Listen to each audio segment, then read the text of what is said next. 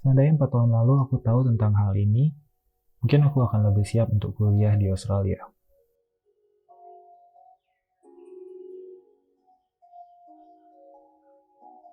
Halo teman-teman, perkenalkan namaku Ade dan aku sekarang lagi kuliah dan bekerja di Queensland, Australia.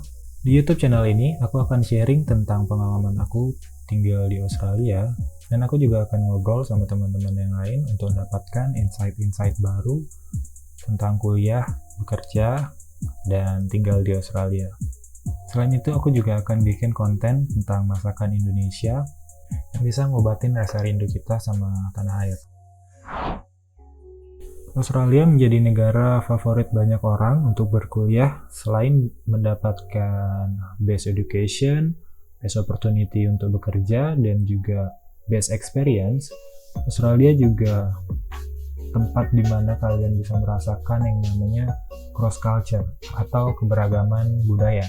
Di Australia, kalian akan bertemu dengan banyak international student dari negara-negara lain seperti Jepang, Brazil, Singapura, China, dan lain sebagainya.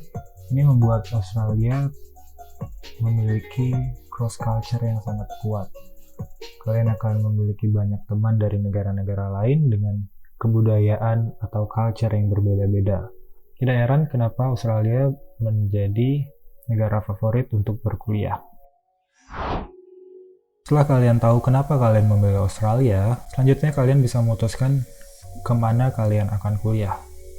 Karena Australia adalah negara yang besar, tidak hanya Sydney ataupun Melbourne, Australia juga memiliki yang namanya Canberra, Perth, Darwin, dan Queensland tempat saya sekarang. Setelah kalian memutuskan kalian ingin kemana, selanjutnya yang perlu kalian pikirkan adalah how.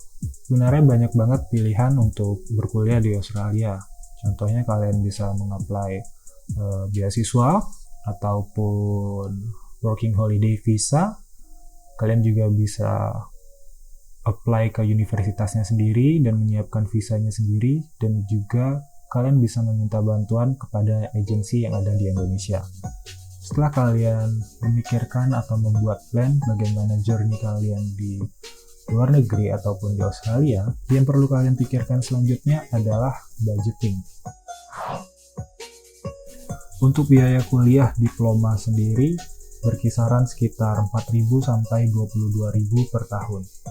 Dan kalau kalian ingin melanjutkan kuliah kalian dari S1 atau bachelor, itu sekitar 15 sampai 33.000 per tahunnya. Dan untuk kalian yang ingin melanjutkan S2 atau master, itu sekitar 22.000 sampai 37.000 Australian dollar. Jadi semua tergantung dari kebutuhan kalian sendiri. Hal lain yang perlu kalian pikirkan adalah biaya akomodasi, biaya transportasi, dan biaya grocery.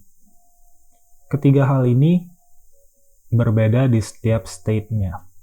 Misalkan di Queensland sendiri, tempat saya tinggal, untuk apartemen daerah Brisbane atau di City, itu kisaran 300 sampai 500 per minggunya. Sebenarnya banyak opsi untuk mengurangi biaya akomodasi. Misalkan kalian tinggal di apartemen atau unit bersama teman-teman kalian yang lain, dan juga kalian bisa share house dengan international student lainnya, atau kalian tinggal di akomodasi yang sudah disiapkan kampus. Dan biaya transportasi juga tergantung di mana kalian tinggal.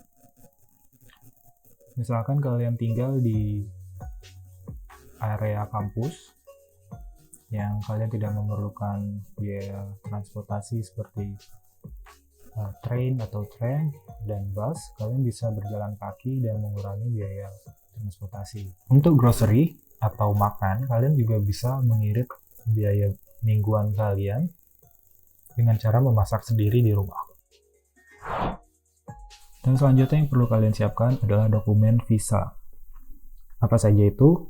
Yang pertama, formulir aplikasi visa, dan yang kedua, paspor, dan yang ketiga, konfirmasi penerimaan kalian dari universitas. Yang keempat, hasil IELTS kalian, dan ini semua tergantung dari universitas kalian. Dan yang kelima adalah insurance atau asuransi kalian sebagai international student. Yang terakhir adalah financial statement.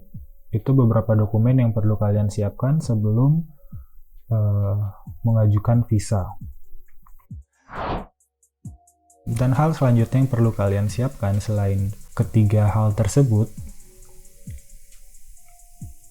adalah menyiapkan skill-skill tambahan yang sekiranya diperlukan dalam mencari kerja di Australia. Pengalaman saya 4 tahun lalu sebelum datang ke Australia, saya tidak memiliki skill tambahan atau skill khusus yang bisa saya gunakan untuk mencari kerja.